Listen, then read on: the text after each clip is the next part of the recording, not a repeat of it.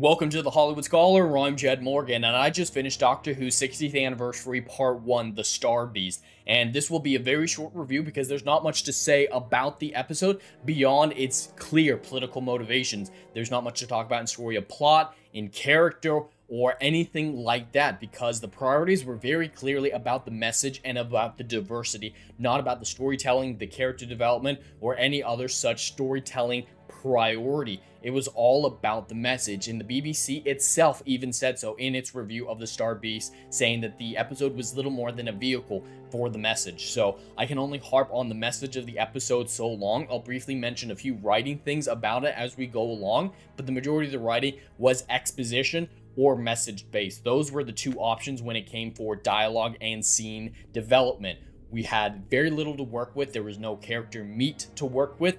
The writing was atrocious. Everything about this episode was put together to put the message front and center. Even the acting, even the set design, even the monster creation. The only thing that was half decent was the animatronics / CGI of Beep the Meep as a character. The bug-like creatures that were attacking Beep the Meep were designed very, very poorly and came across as far cheesier than anything in Doctor Who history. This definitely felt like Disney Marvel or Disney Star Wars far more than Doctor Who. You can see very clearly the influence that the Disney production company has had on Doctor Who at Bad Wolf Studios, whether or not that be because of the funding or if they were involved to a deeper degree.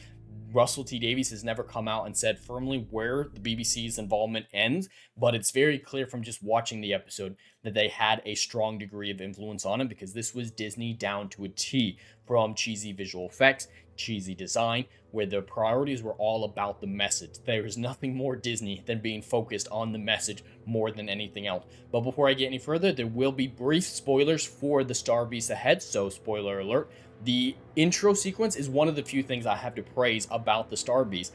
The intro, while the music started out rough, it came back together at the end, and it was beautiful. I love seeing the TARDIS flying around, the nebulas. It was very beautifully put together, combining new Who intros with classic Who intros. The intro I have very little against when it comes to the actual title intro. When it comes to the recap at the beginning, that was cheesy expositional garbage with David Tennant on a very poorly rendered green screen, just expositing to the audience everything that happened to Donna back in the end of Series 4 back in 2008. Moving on, I'm just going to briefly talk about the things I liked about this episode. Of course, Catherine Tate and David Tennant are great actors with good chemistry with each other, so there were a few glimmers of positivity that can be derived from their performances and their interactions. That's where most of my praise for this episode will begin and end. The other character that was a standout for me was Sean. He had a few good jokes that were very sarcastic based that made me chuckle a little bit. He seemed to be the only person reacting to these situations like a normal human being. And Sean was just overall a very surprising glimmer of positivity throughout the episode that I found myself enjoying whenever he was on screen. When it comes to actual scenes, the only scene that I sort of enjoyed was Dr. Donna being awakened. I don't like how it was a Winter Soldier-esque code that awoke her when it was implied that just the memory of the Doctor would be enough to awaken the Dr. Donna, and there was some weird stuff going on with that. But once she was the Dr. Donna again, it was Catherine Tate being the Dr. Donna, and her performance was just brilliant, running around that room despite there not being any sort of logical reason for the two of them to be separated besides the necessity of the Doctor to awaken the Dr. Donna. That's the whole reason the glass was there. The glass made no sense. For those of you who haven't seen the episode, the Doctor is about to stop the spaceship of Beep the Meep from taking off because it will destroy all of London if Beep the Meep is able to take off. But for some inexplicable reason, halfway through the scene, a glass barrier divides half the room in the engine room where the Doctor's trying to disable the ship apart from the other half, and Donna's on one side, the Doctor's on the other side, recreating much of the glass type scenes from The End of Time Part 2 when David Tennant was injured when he gave up his life for Wilfred Mott. That seems to be what this scene was trying to make the audience think of. But there were a few brief moments in that scene that I found enjoyment from, primarily because of Catherine Tate's brilliant performance. Now, let's move on to the things that I was negative about. Primary among them was Yasmin Finney's performance as Rose Noble. Of course, there's a lot of messaging with Rose Noble, but just the performance, if nothing else, was terrible. Early on in the episode, we see a spaceship crashing down towards London. Of course, Donna is oblivious to it, but Rose and the Doctor are both reacting to the crashing spaceship, and Rose just goes, "Hey mom, there's a spaceship crashing," and it's deadpan. Besides gloating about how being trans and non-binary is impressive, the only emotion that Yasmin Finney shows throughout the entire episode is dead tone. It was monotone. It was nothing. Yasmin Finney is a terrible actor or actress, despite all the praise that Yasmin has received from the BBC and Russell T Davies. Yasmin was terrible in this episode, completely separated from all the trans and political motivations around her character. Every single scene that Yasmin was a part of, and many scenes that Yasmin wasn't a part of, was focused on the fact that Yasmin's character, Rose, was trans and was previously called Jason. There were 9 times in the episode where people said, "Your daughter is beautiful. I have the most beautiful daughter in the world. Oh, she's so amazing." Just so much absolute praise for this character that's done nothing talking about the aesthetic beauty, not about how smart Yasmin is. It's always about how beautiful, to seem feminine presenting. Like, see, trans women can be beautiful too. That seemed to be a high priority when it came to this episode's development. And that's what 90% of this episode felt like, especially once we talk about the finale in a minute here. I want to just briefly mention on Beep the Meep. Beep the Meep design looked good for the most part until his evil turn. Yes, I called him a he, and it was fine. It looked CGI afterwards and was a little glitchy at certain points, but it was fine. The voice I was not a fan of, especially before the evil turn. It came across as incredibly cheesy and trying to be too much like E.T., but overall Beep the Meep wasn't a terrible addition, with a few scenes like the one in the clip showed on Friday Night Tights showing Beep reacting to seeing stuffing pulled out of some toys. There's some interesting development, interesting narrative meat that can be derived from Beep the Meep scenes, but the episode never capitalizes off of them because it seems like whoever wrote this episode, looks like it was Russell T Davies, had no idea how to do that. Has he lost the ability to write like he used to? Has he lost the ability to develop character, to latch onto a piece of narrative meat and explore it in such an interesting fashion?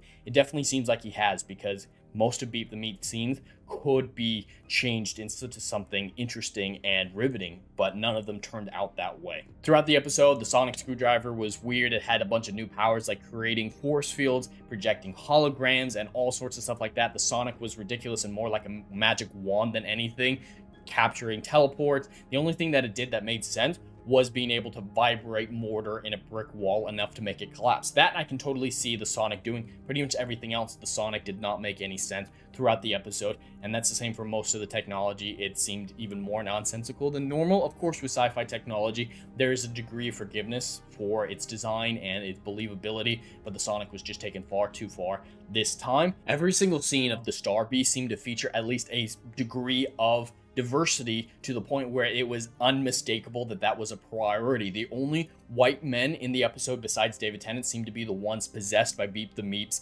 psychedelic sun rays. Yes, you heard that right. Psychedelic sun rays possessed a bunch of white dudes and made them maniacs, but they all acted in complete control of themselves, obeying Beep the Meep to the letter of his command. That's not a maniac. That is not a maniac at all, but that is what they were called. They have been driven to mania, is what the episode said they were. That doesn't make any sense. And when it comes to the political scenes that we got in this period, the Doctor calls Beep he at one point, and Yasmin Finney's Rose immediately jumps in and he's like, "Did you just assume his pronouns are he?" And the Doctor's like, "Oh, of course, I'm so sorry, you're quite right. Beep the Meep, what are your pronouns? Are you a he? Are you a she? Are you a they?" It came out of nowhere and was absolutely meant just to teach people how to not misgender people. And of course, Beep the Meep's like, "My pronouns are a definite article. It is always the Meep." So unique pronouns.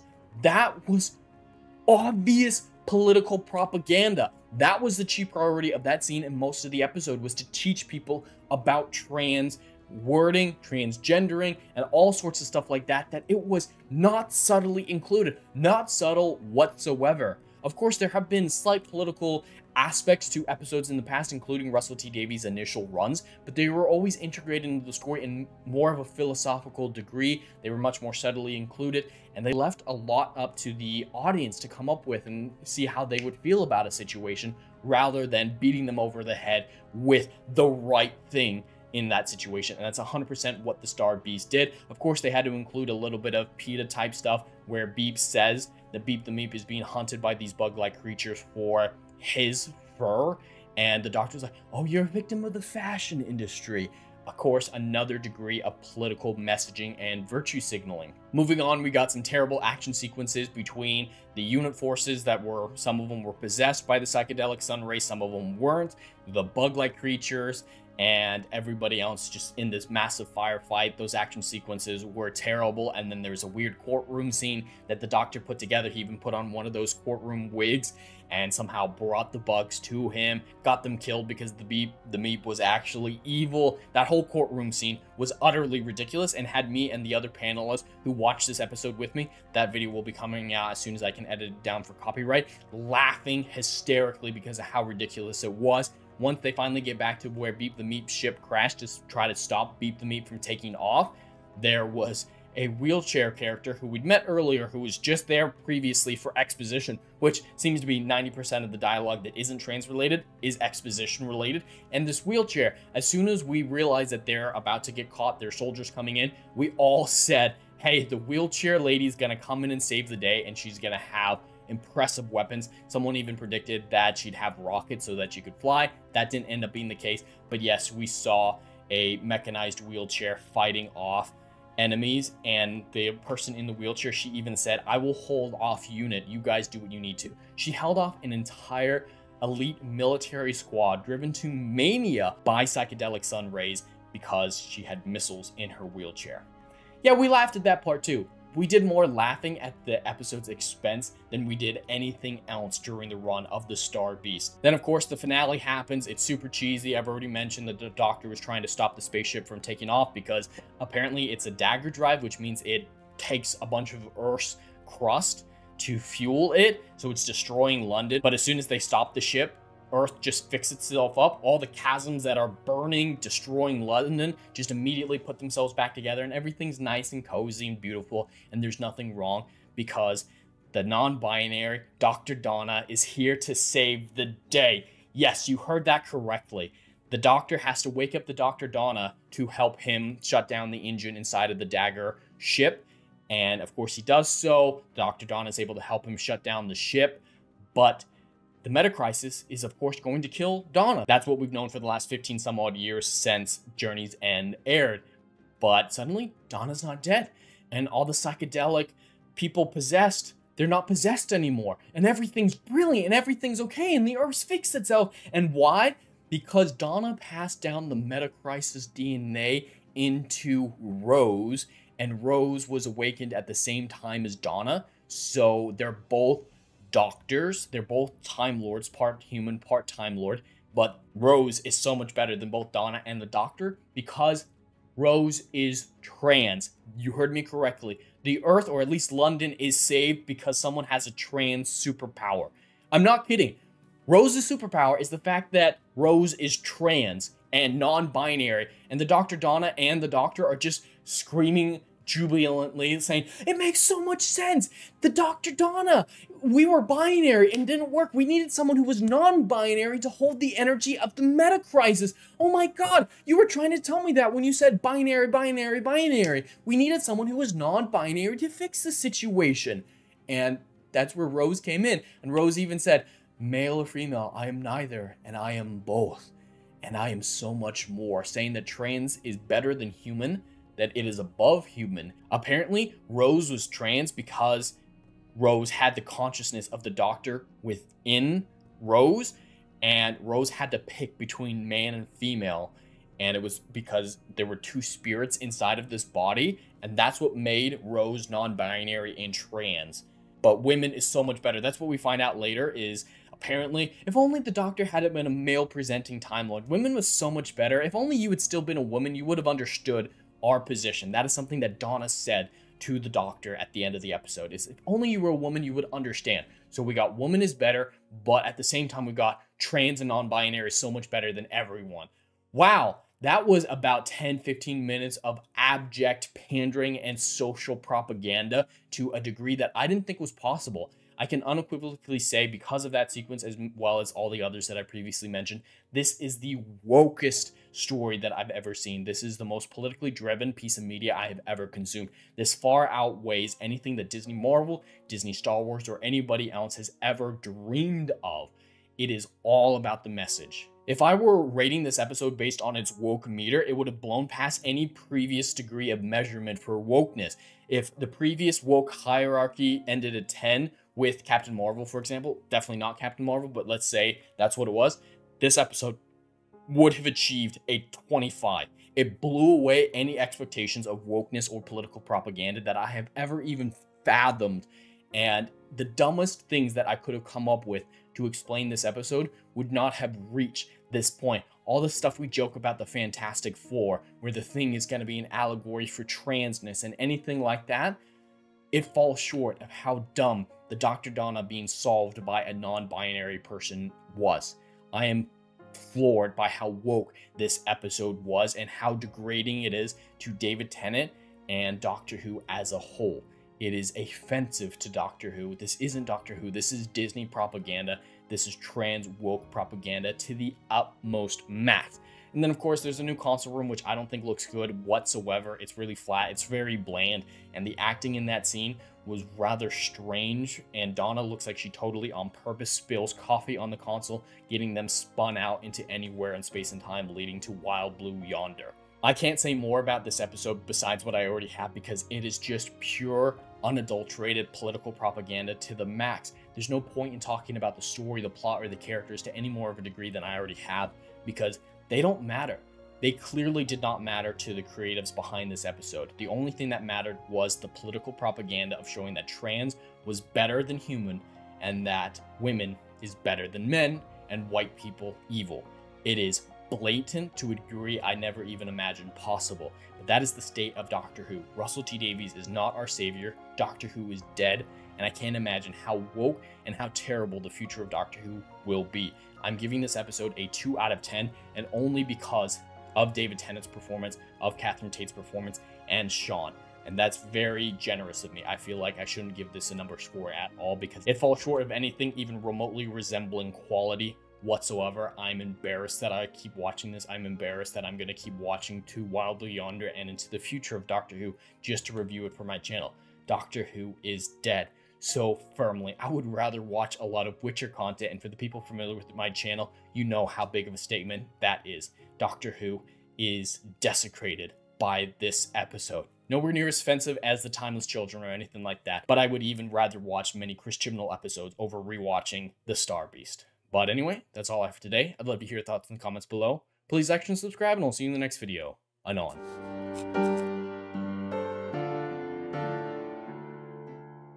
Hey, yo, are you feeling what I'm doing up in here? Oh, I know you are.